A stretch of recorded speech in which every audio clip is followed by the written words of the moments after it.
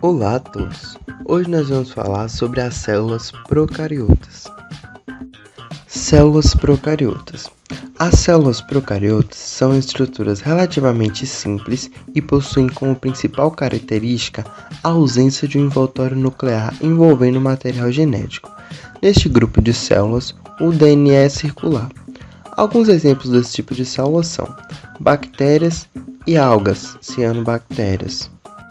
Algumas características das células procariotas. As células procariotas não possuem organelas membranosas e não possuem membranas que separam os cromossomos dos citoplastas. Podem possuir cílios e flagelos.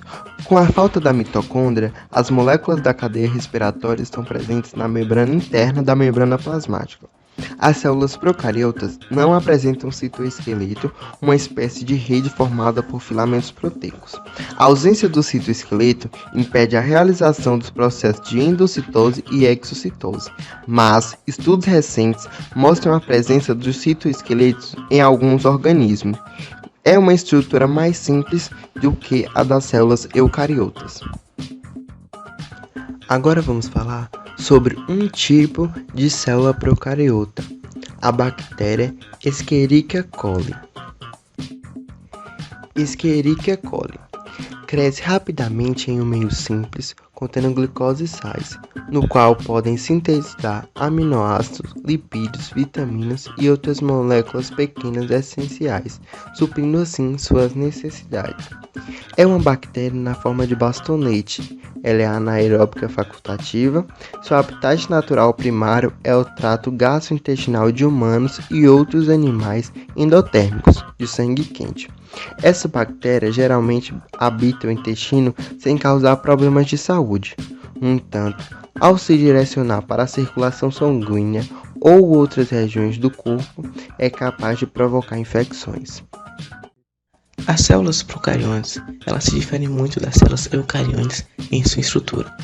A estrutura das células procariontes é composta por flagelos, que são estruturas com origem a partir dos flagelitos e têm função locomotora, proporcionando movimento à célula e esse movimento é descontrolado, parecendo de uma hélice.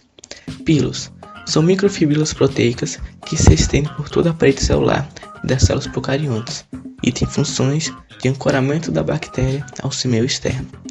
Plasmídeos são pequenas moléculas de DNA livres no citoplasma da célula procarionte e têm funções de resistência responsáveis por produzirem enzimas que neutralizam a ação de um determinado antibiótico e também possuem a função de fertilidade, iniciando a conjuração bacteriana, podendo transferir os genes responsáveis pela resistência a antibióticos para outra bactéria.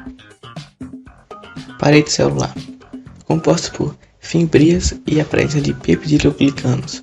A função das fimbrias é garantir a fixação da célula procarionte na célula hospedeira e ajudar no processo de conjuração.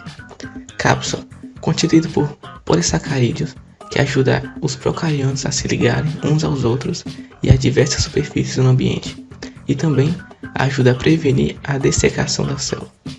Membrana plasmática, formada por uma bicamada de lipídios, com proteínas inseridas e carboidratos ancorados, tem função de permeabilidade seletiva, como também de respiração celular, por meio da membrana interna, já que a célula procariota não tem uma organela específica para isso.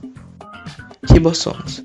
Os ribossomos das células procariotas são menores do que os das células eucariotas e são responsáveis pelo processo de síntese proteica.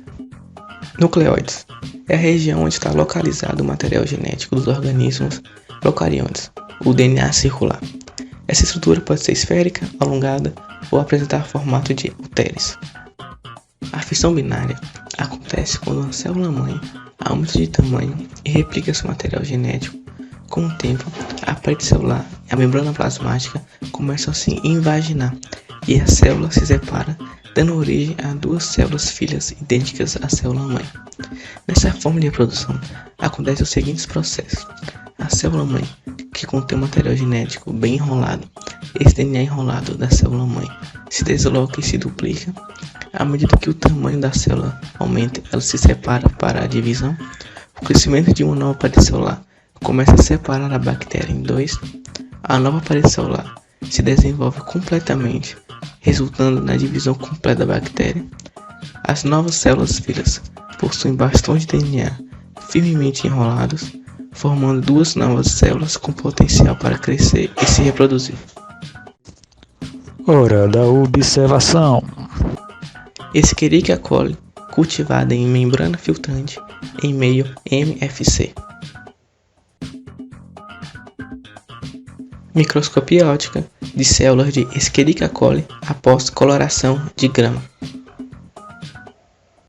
Biofilme de Escherichia coli em microscopia eletrônica de varredura.